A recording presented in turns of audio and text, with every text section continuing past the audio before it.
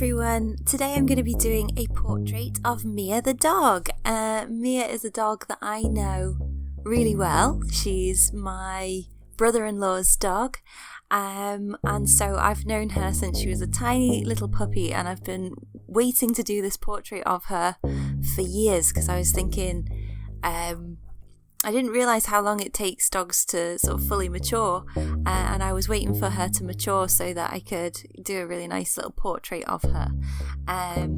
So she's just such a loving dog, honestly. She's the most friendly dog. It doesn't matter who she meets, she's just, straight there and, wants attention and really cuddly. She's like a live teddy bear. So I think she is really cute. And I really enjoyed doing this portrait because she's got such beautiful fur, such a lovely colour. So I've taken some time to really try and do that justice, so I hope I have. And here she is with her little toy rabbit, and I think she's just such a cute little dog, so yeah. It's been a while since I've uploaded anything. It's also been a while since I did this portrait. This was just done for fun, so I took my time with it, and I hope you enjoy the voiceover on this video. Let me know what you prefer. Would you rather just have a speed drawing with no voiceover, or would you like to hear me talk about stuff?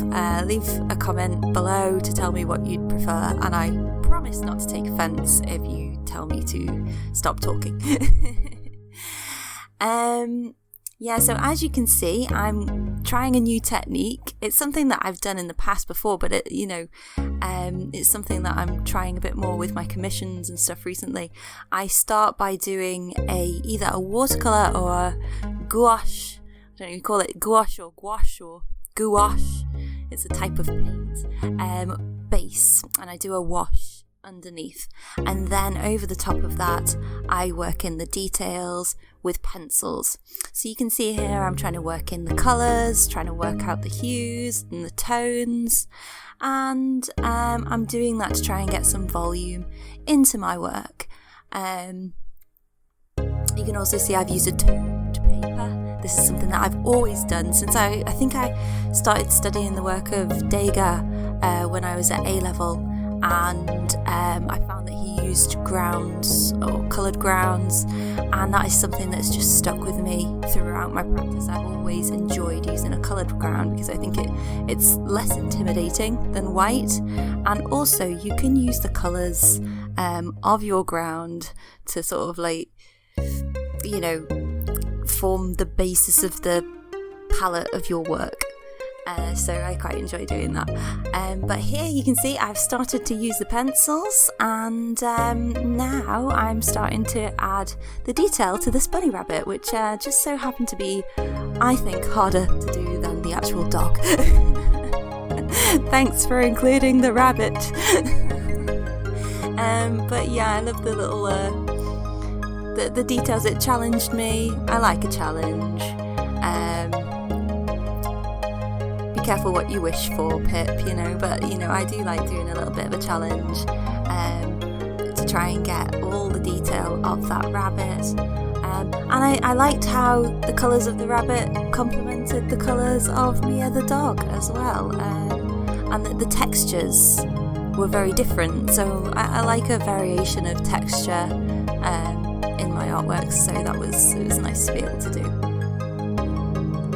So now that I've got my base, and the base is dry, and the gouache paint in this case, I am starting to work in the detail of the fur. If you watch any animal artist, they will tell you that when you are drawing fur, you need to make sure that you are drawing the fur in the direction of the fur growth. So, bear that in mind if you're watching this as a tutorial to do this yourself. You don't have to draw in every single fur or piece of fur. You don't have to draw every single piece of fur, but try and get an idea of the groups of fur, if that's how you say it, and try and draw them in together in the right direction. it's quite good to build up your fur in layers as well, because obviously there's lots of different colours in fur. So this took quite a while, and I enjoyed it. You know, it's very therapeutic to draw like this, and it's quite rewarding as well to see it build up over time. I'm looking forward to posting this. I need to post this.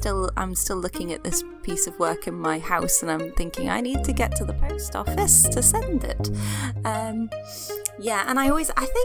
I don't know, I try and work all the way around my work, but I would say with this piece I kind of did it in little sections. So I did one paw, and then the body, and then another paw, and then the back, and then I did the head.